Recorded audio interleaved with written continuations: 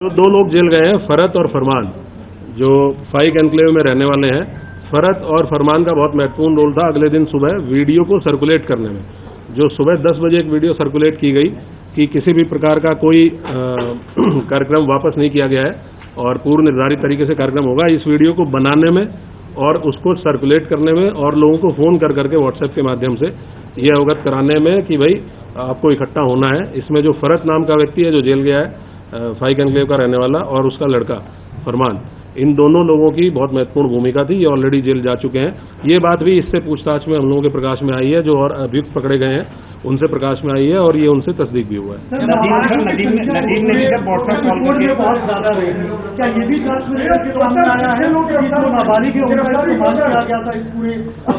ये तो आप लोग, क्योंकि वहाँ आप लोग भी थे और आप लोगों ने वीडियोज में भी देखा होगा कि कुछ नाबालिग बच्चों को सामने करके और इस तरह की हरकत करने का प्रयास किया गया। ये जेजे एक्ट के अंतर्गत एक अपराध है, जुवेनाइल जस्टिस एक्ट के अंतर्गत एक अपराध है कि कोई व्यक्ति अगर नाबालिग बच्चों को किसी घटना में शामिल करके उनसे अपराध कारित कराता है तो ये भी एक दंडनीय और संज्ञेय अपराध है। हम लोग इस पे भी काम कर रहे हैं और इनकी धाराओं को भी इस मुकदमे में बढ़ाया जाएगा।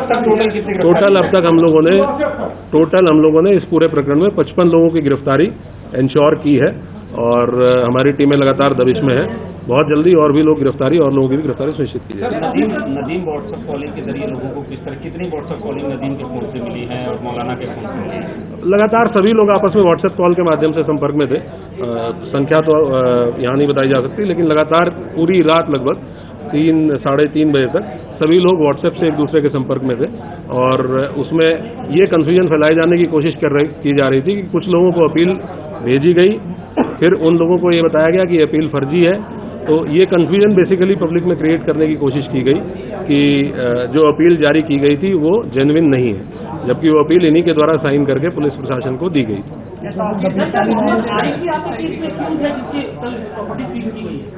अभी इस नाम का कोई व्यक्ति हमारा नामजद अक्यूज नहीं है, ना ही इस नाम के किसी व्यक्ति को हम लोगों ने न्यायिक हिरासत में जेल भेजा है। बाकी जो अज्ञात व्यक्ति हैं उनके संबंध में पड़ताल और विवेचना हमारी की जाए।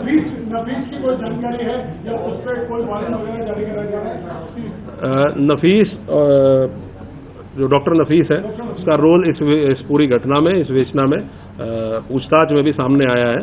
हम लोगों ने उसकी गिरफ्तारी के लिए टीमें गठित की हुई है। बहुत जल्दी उसकी गिरफ्तारी भी सुनिश्चित की जाएगी। आपने बताया था अवैध असला भी बरामद हुआ था, इतने सारे रिसोर्सेज को प्रोवाइड करने के लिए बैक कौन कर रहा था, इनकी फंडिंग कौन कर रहा था, इसकी क्या जांच आप लोग कर रहे हैं? ये हम लोग जितने भी अभियुक्त जिनसे पूछताछ की जा रही है और उसमें विशेषकर ऐसे लोग जो प्रमुख लोगों में से थे इस पूरे प्रोटेस्ट को ऑर्गेनाइज करने में, उनसे हम लोग पूछताछ कर रहे हैं। जैसे जैसे और लोग गिरफ्तार होंगे तो और बाकी चीजें भी क्लियर होंगी कि इसके संबंध में फाइनेंशियल ट्रांजैक्शन किसने की थी, अगर कोई रिसोर्सेज प्रोवाइड किए गए थे तो किसके द्वारा किए गए थे।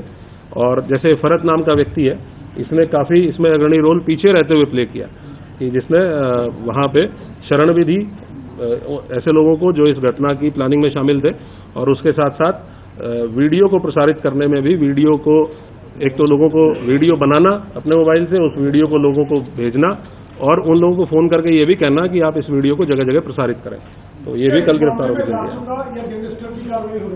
अभी हम लोग जो दर्ज मुकदमे, हमारे पास 10 मुकदमे दर्ज हैं जिनकी विवेचना हम लोग इंश्योर कर रहे हैं कि इनकी विवेचना अच्छे तरीके से हो। जितने अभियुक्त सामने आ रहे हैं वो जेल भेजे जाएं। उसके बाद जो भी विधिक प्रावधानों के अंतर्गत पॉसिबिलिटी होगी उसकी पर कार्रवाई की जाएगी। बाहर के जो लोग थे, जैसा आपने बताया था, क्या उसके ऊपर कुछ डेटा मिल पाया है? कितने लोग बाहर से आए थे इस भीड़ में शामिल हुए? हम लोगों के पास इंटेलिजेंस से भी इनपुट है, हम लोगों के जो अपने एसओजी सर्विलांस टीमें होती हैं उनसे भी इनपुट है। कुछ लोग हमने आइडेंटिफाई किए हैं बाहर के लोग जो मौके पे इस घटना में उस भीड़ में शामिल थे। उनमें से कुछ लोगों का ये भी पता चला है कि 1-2 लोग बाहर के ऐसे भी थे जिनके द्वारा संभवतः फायरिंग की घटना की गई। उनके लिए हम लोग और डीपली इन्वेस्टिगेट कर रहे हैं और बातचीत कर रहे हैं। अगर दूसरे जनपद से भी सहायता की आवश्यकता होगी तो वहाँ की पुलिस से भी संपर्क करके उनकी भी सहायता लेके हम लोग इनको गिरफ्तार करेंगे। और कितना मोटा अमाउंट होगा लोगों का जो संख्या इकट्ठा हुई थी, तो कितने लोग थे? ऐसा कहा जा रहा है 40,000 लोग उनको इकट्ठा करने की बात कही गई। नहीं, क्योंकि कहीं एक पॉइंट पर तो इकट्ठा हो ही नहीं पाए। जो हम लोगों की नाकाबंदी थी, हम लोग, क्योंकि हम लोग अवेयर थे पहले से ही कि इस प्रकार का एक प्रयास हो सकता है कि किसी एक पॉइंट पे बहुत अत्यधिक भीड़ की जाए, तो हमारी नाकाबंदी और बैरिकेडिंग शहर के चारों तरफ थी। और इसीलिए आपने देखा होगा कि शहर के किसी भी पॉइंट पे, सिंगल पॉइंट पे भीड़ को मर्ज नहीं करने दिया गया। अगर भीड़ एक जगह पे मर्ज होती है तो वो भीड़ बहुत ज्यादा संख्या हो जाती है। तो हमारे पास जो भी बैरिकेडिंग पे राजपत्रित अधिकारी जीओज लगे थे, उन्होंने अलग अलग पॉइंट्स पे रोका और इसीलिए 10 एफआईआर दर्ज हुई है कि अलग अलग 10 पॉइंट्स पे पुलिस के साथ पुलिस के ऊपर पथराव या सरकारी कार्य में बाधा डालने का काम किया गया। तो इसीलिए इन 10 पॉइंट्स पे एफआईआर हुई है। सिंगल पॉइंट कोई ऐसा नहीं था जहां पूरी भीड़ को मर्ज करने को अलाउ करने दिया गया, और हम लोगों को ये बिल्कुल हम लोग दृढ़ संकल्पित थे कि किसी भी कंडीशन में इस भीड़ को हम किसी सेंट्रल पॉइंट पे, चाहे वो इस्लामिया ग्राउंड हो चाहे कोई और अन्य पॉइंट हो, हम सेंट्रल पॉइंट पे इस भीड़ को नहीं पहुंचने देंगे। सर, क्या इन्वेस्टिगेशन में ये भी निकल के सामने है पुलिस को टारगेट किया गया था? पुलिस के जो लोग घायल हुए हैं, क्या क्योंकि जो एफआईआर है उसमें इस बात का मेंशन है कि पुलिस के ऊपर जब पुलिस ने रोका था तो पुलिस को उन्होंने कहा था कि तुम लोग पीछे हट जाओ, ऑर्डर पहले बहुत बुरा होगा। तो क्या पुलिस को टारगेट करने का इन्होंने प्लान किया था? ऐसा भी क्या? पुलिस तो विजिबल फेस है ही पुलिस, क्योंकि हर बैरिकेड पे पुलिस लगी हुई है। तो अगर कोई गलत काम करने जा रहा है, कानून तोड़ने जा रहा है, तो पहला फ्रंट पुलिस ही है जो उसको रोकती है। तो ऑब्वियस सी बात है कि अगर वो कानून तोड़ने का के लिए इच्छुक है या कानून तोड़ना चाहता है तो पुलिस जो सामने खड़ी है उसी को अपोज करेगा, और यही काम इनके द्वारा किया गया और हमलावर होकर किया गया। तो इसीलिए हम लोगों ने इतने कठोर कार्रवाई सुनिश्चित की। Thank you.